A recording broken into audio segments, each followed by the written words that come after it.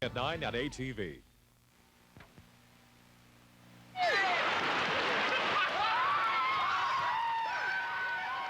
Mispec Beach is really cold, even in August. So why would a bunch of people jump into those waters in the middle of February? Find out why tonight, live at 5. Now, from the ATV Newscentre and every city and town in the Maritimes, this is the ATV Evening News, live at 5. Good evening, everyone, and welcome to Live at 5 for Friday, December 16th. I'm Yvonne Colbert, standing in for Nancy Regan. And I'm Paul Meunier. Open wide, everyone. Here's what we're working on for tonight's show. I'm Star Dobson in Halifax. Coming up on Live at 5, we'll talk to some dentists about why this substance, most commonly known as a silver mercury filling, is causing so much controversy. I'm Ron Shawn, DF. Now, should I get one of the regular amalgam fillings for my teeth or some of the new plastic composite material fillings for my teeth? We'll tell you more about that later on Live at 5. And say so long to the $2 bill. Say hello to the toonie or the doubloony or whatever you want to call it. The story later.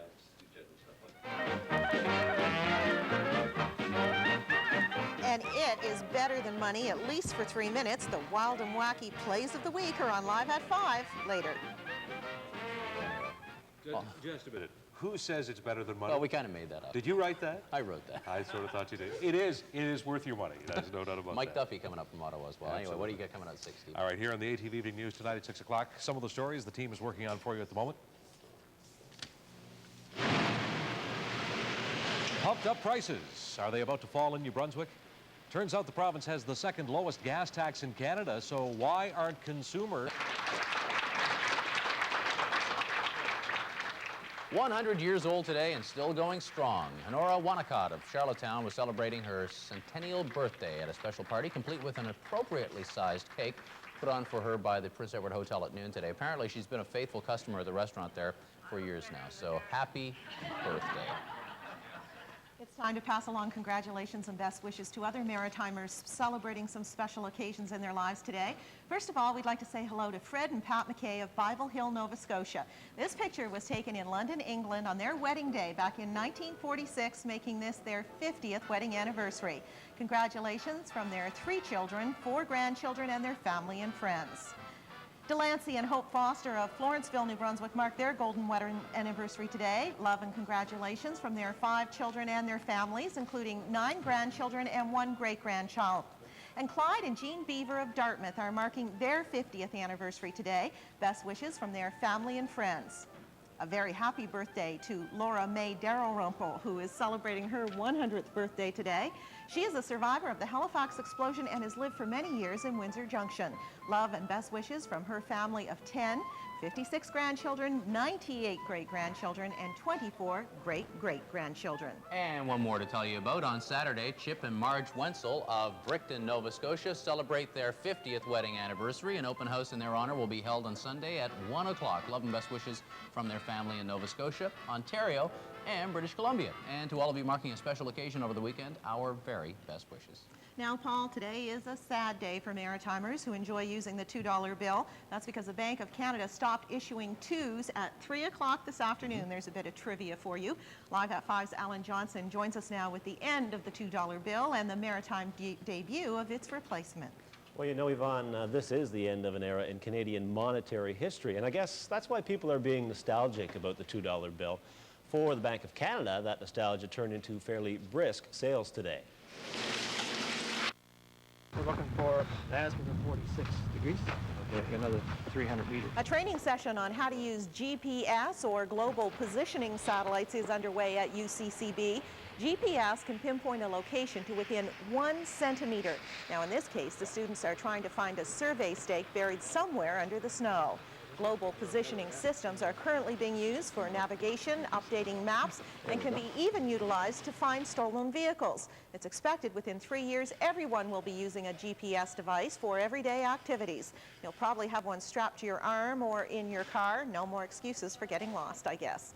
Well, it's time now to check in on the weekend maritime forecast. Our Steve Weagle's standing by. Steve, what have you got for us? Well, Yvonne, we're going to start off with our big satellite shot up over North America first, and we have a big storm on the way. It's down to the south right now. In fact, the snow is already starting to push into the southern areas of the Maritimes.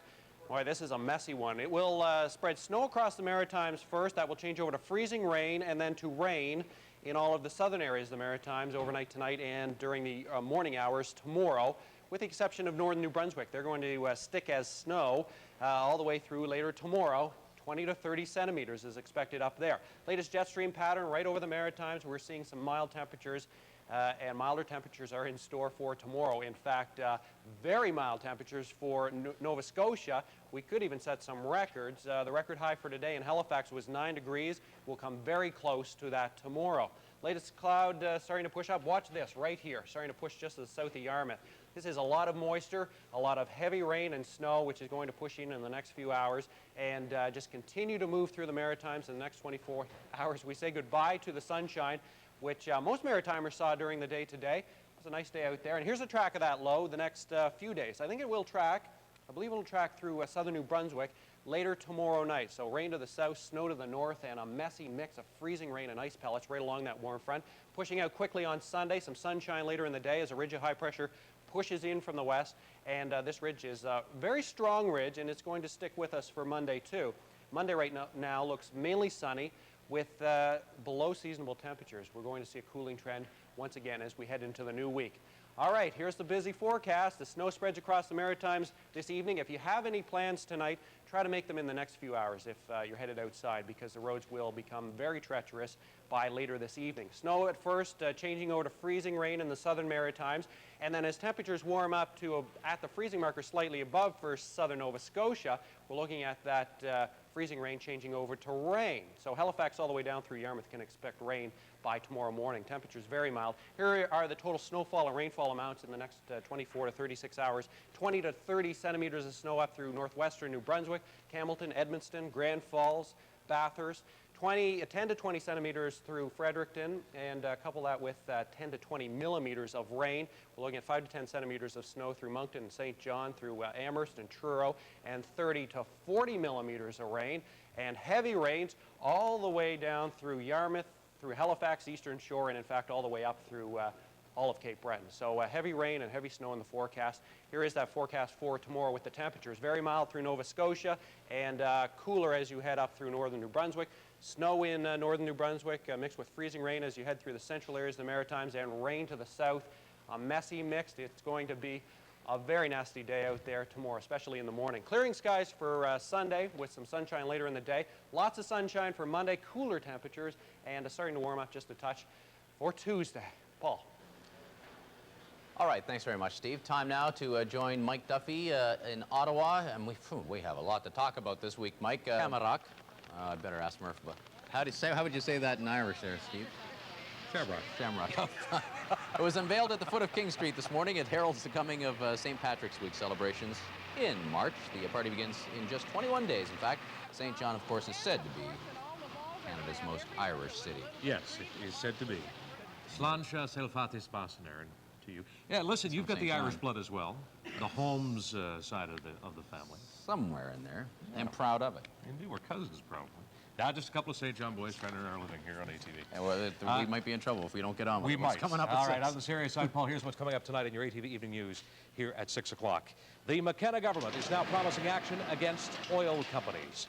New Brunswick has the second lowest gas tax in Canada, but New Brunswickers are paying some of the highest prices. So are lower pump prices in the offing? We'll find out here tonight at 6 o'clock. Also this. View this as a matter between the families group and the inquiry. Closed circuit broadcasts of next month's Westray hearings in Halifax will be fed live to Stellarton. That's so the relatives of the Westray victims will be able to watch. The Commission believes this is a reasonable compromise, but is it? In the meantime, tonight at 6, details of maritime hospitality and generosity continuing for the Westray families. The story coming up at 6 o'clock. And how would you feel if you were handed a slip like this saying your job was redundant? Well, that's what's happened in Halifax Metro, and it has some up in arms. So what positions have made the hit list? And who's upset? We'll find out tonight here on the ATV Evening News at 6 o'clock. Right after Live at 5, of course, which continues now with Yvonne Colbert. On your side.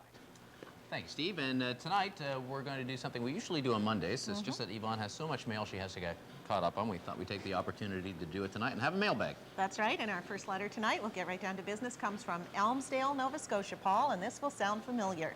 Dear Yvonne, I have been phoned by a Quebec company saying I've won thousands of dollars or a new vehicle. However, they want me to buy a $1,600 coin set first.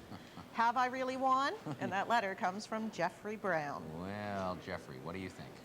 Well, you know, there was a story earlier this week about a lady in part of Nova Scotia, an elderly lady who got a call just like this, and she was bilked out of her life savings. And to be fair, these well, is it fair to call them con artists? You certainly can, because they're, I mean, what they're doing is illegal. It's telemarketing fraud. And they're pretty clever. I mean, That's they right. really give you a good piece of bait. That's right. Oh, they're very good at what they do. Yeah. Now, and I get so many inquiries from our viewers who receive calls similar to this, Paul, and I tell you what I tell them and what the RCMP and the Better Business Bureau say, and that is no one who is ever required to make a purchase or pay money up front has ever received a big prize. It's really that simple.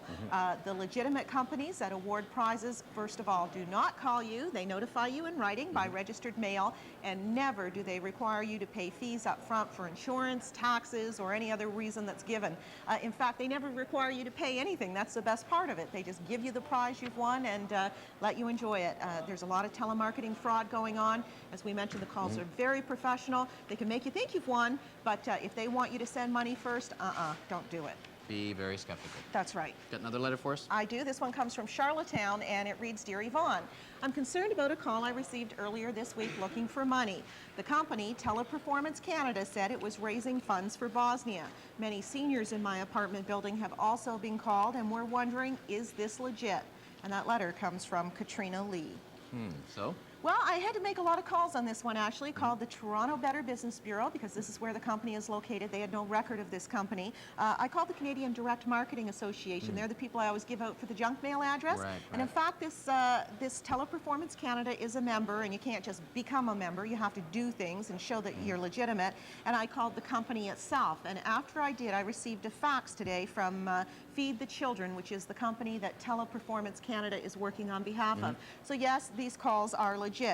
Feed the Children is a charitable organization in Canada. It's registered as such with the government, and you can't do that without a whole lot of work and providing a whole lot of financial information. So these people are making calls in our region, but again, it's up to our viewers to decide how they want to spend their charitable funds. And if you're unsure of the call, then there's nothing wrong with checking it out. You're much better to do that than to find that you've given money to an organization that really isn't legit. Yeah, good letter from Katrina Lee there. It really is. All right, if you'd like to get a hold of Yvonne Colbert, here's how to do it. You can give us a call. The area code is 902. The number is 493-3404. You can leave a message on the machine, or you can write Post Office Box 1653, Halifax, Nova Scotia, B3J2Z4. And you can reach us on the internet. Our email address is atv@atcon.com. All right, thank you, Yvonne. And now we're going to go back to where that last letter came from. 5 days after the East Coast Music Awards wrapped up, they're still counting the cash in Charlottetown. Beyond the phenomenal success of the event from an entertainment point of view, the economic spin-off for the island's capital city businesses could top $2 million. And as Dan Vio tells us, between beds, beer, and backstage crews, a lot of Islanders are smiling today. It was Participating this weekend. we had some pretty good runs for the first day. Track's real smooth.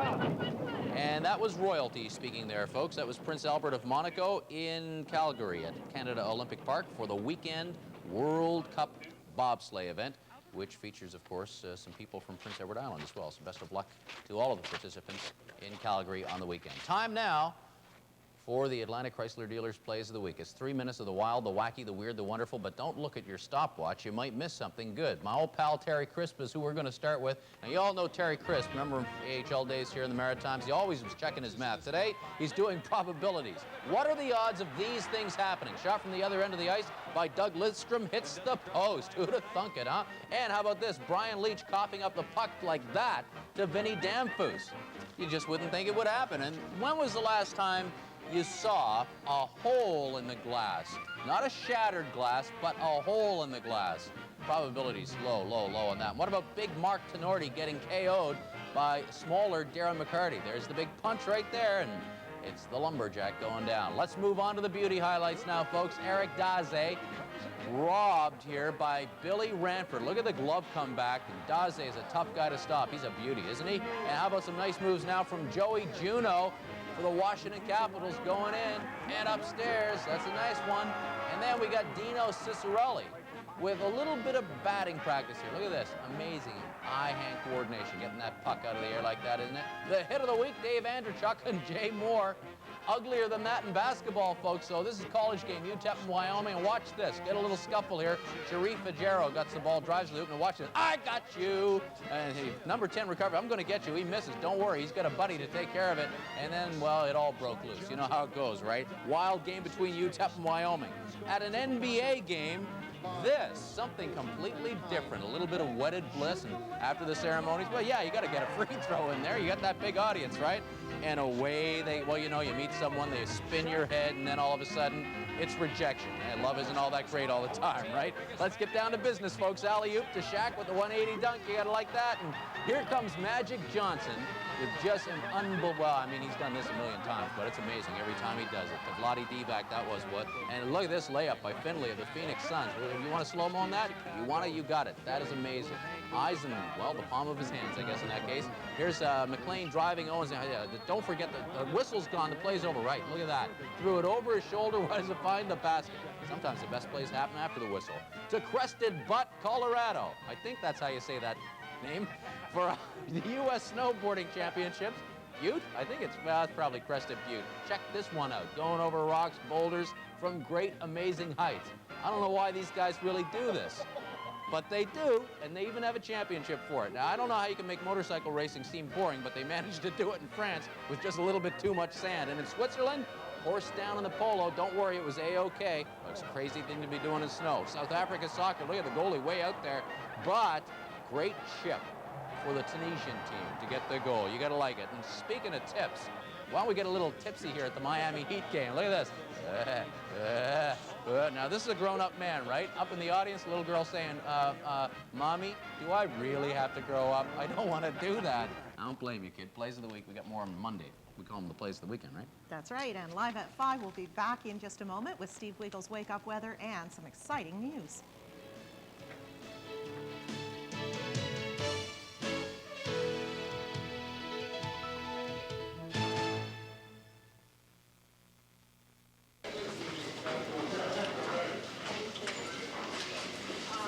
It's a learning process, and I have to be careful because I really don't want to hurt myself again. You might recognize him. That is Major Bruce Henwood, who left the Chalmers Hospital in Fredericton this afternoon. The officer has spent the last 6 months recovering from severe injuries he sustained in Bosnia. The GP was blown up after it drove over a landmine. Henwood lost both his legs below the knees and had to learn how to walk again with artificial limbs. And we wish Major Henwood the best in his continuing recovery. A study in courage indeed. It's time now to check in on the Wake Up Weather. Here's Steve Wiegele. And a busy forecast it is. Here's the latest satellite shot. Lots of convection just to the south of Yarmouth right now. That is the snow, the rain, the freezing rain, and the ice pellets. For tomorrow morning, snow to the north, all the way down through central New Brunswick, and rain and freezing rain for the rest of the Maritimes, -8 to +2 when you wake up in the morning. You may want to wait till the afternoon. And here, I got out my crayons. Here's a colorful map showing heavy snow to the north during the day, 20 to 30 centimeters, and mixed with freezing rain through central and southern New Brunswick. And it looks like rain for the southern areas of Nova Scotia. Rain at times heavy, up to 50 millimeters is possible. Despite the weather, have a great weekend. Thanks, Steve. Thank you, Steve. Time now to check out the primetime lineup for tonight on ATV. At 6:30, it's America's Funniest Home Videos, followed at 7 by Home Improvement. 7:30, we've got Seinfeld. At 8, it's Boy Meet World. At 9 o'clock, Unsolved Mysteries. Picket Fences can be seen at 10, and at 11, it's RoboCop.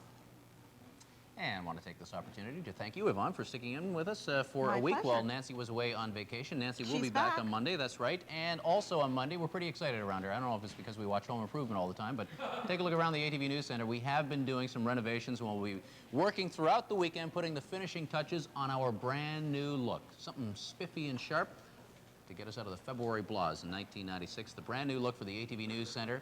We'll be working all weekend. Hope you will join us on Monday for the new look. Thanks very much for joining us. Have a great weekend, everybody. News continues here on ATV. Here's Steve Murphy. Steve? Thank you, Paul. Tonight, and then there were 4. Fishermen take over yet another fisheries office. They're now willing to go in handcuffs. Then are pump prices on the way down? It's a pennies problem at the pump that turns into a millions problem for New Brunswickers. And scuffle scrutiny. This clash raises many questions.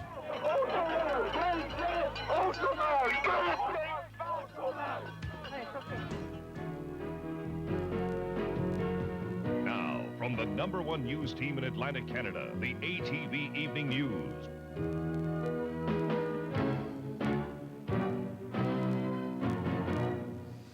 Hello again, everyone. I'm Steve Murphy with breaking news. ATV News has confirmed that angry fishermen have taken over another fisheries office in the province of Nova Scotia. It began just a couple of hours ago in Bridgewater. ATV's Dan McClellan live on the phone with the very latest details on this breaking story tonight. Dan? Well, Steve, this is what we can tell you at this point. The protest began shortly after 4 o'clock this afternoon, just as Department of Fishery and Oceans workers were leaving for the day. About 5 fishermen are currently occupying the office, and about 25 are outside protesting. It looks like they will attempt to occupy the office for the weekend and will present their demands to the DFO on Monday. The Bridgewater Town Police are here in the parking lot, but so far the protest appears calm and peaceful. Dan, any indication whether this is in fact an extension of the protest underway in Barrington Passage? Any of the same people involved, or is it a separate occupation? Well, Steve, from what I can gather at this moment, this appears to be another protest in support of those fishermen who are currently occupying DFO offices in Barrington Passage, Meteghan, and Sydney. All right, ATV's Dan McClellan covering a breaking story, as you've just heard, within the past couple of hours. Fishermen, angry fishermen, have taken over a fisheries department office in the town of Bridgewater. That brings to 4 the number of occupations underway in Nova Scotia. Others are underway in Barrington Passage, Meteghan, and Digby County, and in Sydney. Now, the fishermen in Nova Scotia are calling yesterday's